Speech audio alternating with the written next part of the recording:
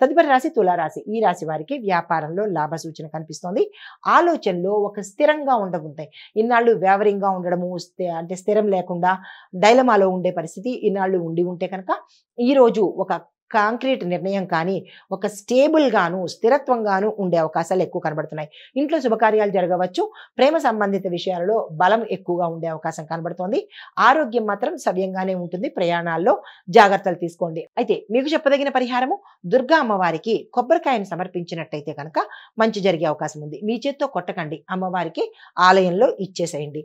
మీ యొక్క అదృష్ట శాతం 88 గాను, లక్కీ కలరు గులాబీ రంగు, లక్కీ నెంబరు 6 గాను గోచరిస్తుంది. తదుపరి రాశి వృశ్చిక రాశి. ఈ రాశి వారికి పని ప్రదేశంలో గౌరవము, అంటే మీరు చేసే పని ఎక్కడైతే ఉంటుందో ఏ రంగంలో ఉన్న వారికైనా మీకు ఈ రోజు గౌరవ మర్యాదలు దక్కబోతున్నాయి. సహచరులతో సఖ్యతగా ఉంటారు. కుటుంబంలో సంతోషము, ఆర్థిక లాభాలు, దీంతో పాటు ప్రయాణ సూచనలు కనిపిస్తున్నాయి. ఆ ప్రయాణాల్లో కూడా మంచి సానుకూలంగా ఉండేందుకు అవకాశాలు ఉన్నాయి. మీకు చెప్పదగిన పరిహారము, గురుగ్రహానికి సంబంధించి కర్పూర దీపాన్ని వెలిగించండి. అది ఇంట్లో కావచ్చు లేదా దేవాలయంలో కావచ్చు. కర్పూరంతో దీపాన్ని వెలిగించి మీ యొక్క కష్టాన్ని చెప్పుకున్నట్టయితే మంచి జరిగే అవకాశం ఉంది.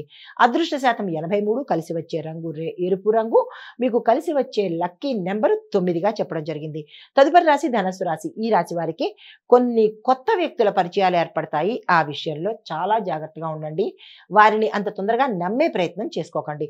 వృత్తి విషయాల్లో అనుకూలమైన ఫలితాలు ఉన్నాయి. ఆర్థిక లాభాలు ఉన్నాయి. మిత్రుల యొక్క సహాయ సహకారాలు మీకు సమయానికి అందుబాటులోకి వస్తాయి. కుటుంబంలో సంతోషము, శుభవార్తలు వినడము, ఆకస్మిక ధనప్రాప్తితో పాటు కొన్ని అంటే అనుకోని పనులు మీ యొక్క ప్రమేయం లేకుండానే సానుకూలంగా అయిపోయే అవకాశాలు కనబడుతున్నాయి. మీకు చెప్పదగిన పరిహారము, విష్ణుమూర్తి సంబంధిత ఆలయాలకు వెళ్ళి అక్కడ స్వామివారికి తులసి దళాలను సమర్పించినట్టయితే కనుక మంచి జరిగే అవకాశం ఉంది. మీ యొక్క అదృష్ట శాతం 87 గాను, లక్కీ నెంబరు నీలము, అదృష్ట సంఖ్య 3గా చెప్పడం జరిగింది.